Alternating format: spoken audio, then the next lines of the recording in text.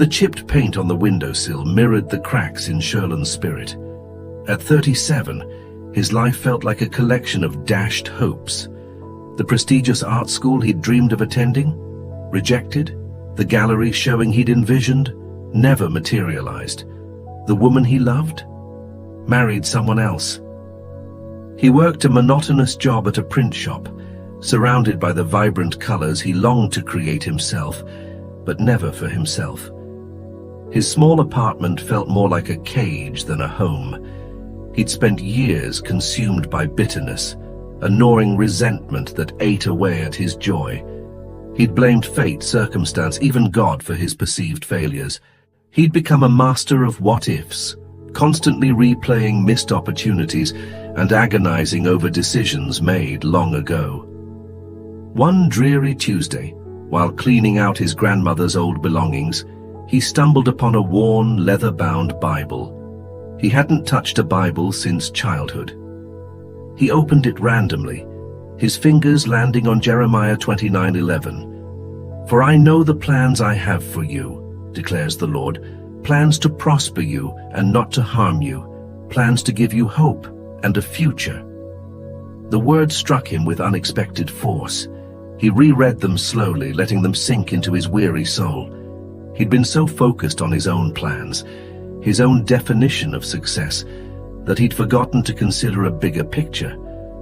He'd been measuring his life against a yardstick of societal expectations, a yardstick that didn't account for his unique talents, his unique path. That night, something shifted within him. He didn't suddenly become rich or famous. The print shop remained, the loneliness lingered, but the bitterness began to fade, replaced by a quiet acceptance. He started to see the beauty in the mundane, the joy in small moments. He began to appreciate the skill he'd developed at the print shop, the precision, the artistry of his work. He found a small local art group, sharing his work not with the expectation of fame, but with the simple pleasure of connection.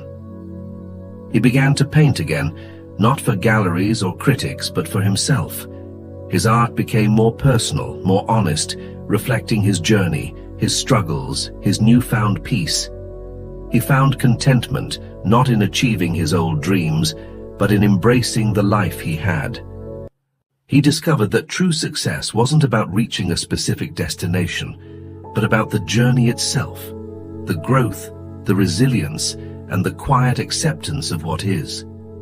He even started dating again, not seeking a fairy tale ending, but a genuine connection built on shared experiences and mutual respect.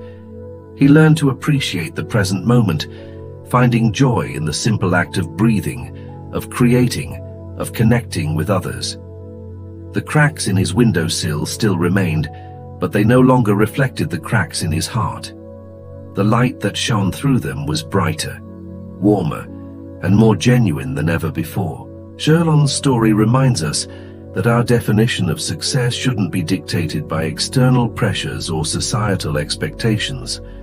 True fulfillment comes from embracing our unique path, finding contentment in the present moment, and trusting that even when our plans don't unfold as we expect, there's a larger, more meaningful plan unfolding for us. It's about finding joy in the journey, not just the destination. Letting go of the bitterness and embracing the present can lead to a deeper, more meaningful happiness than any achievement could ever provide.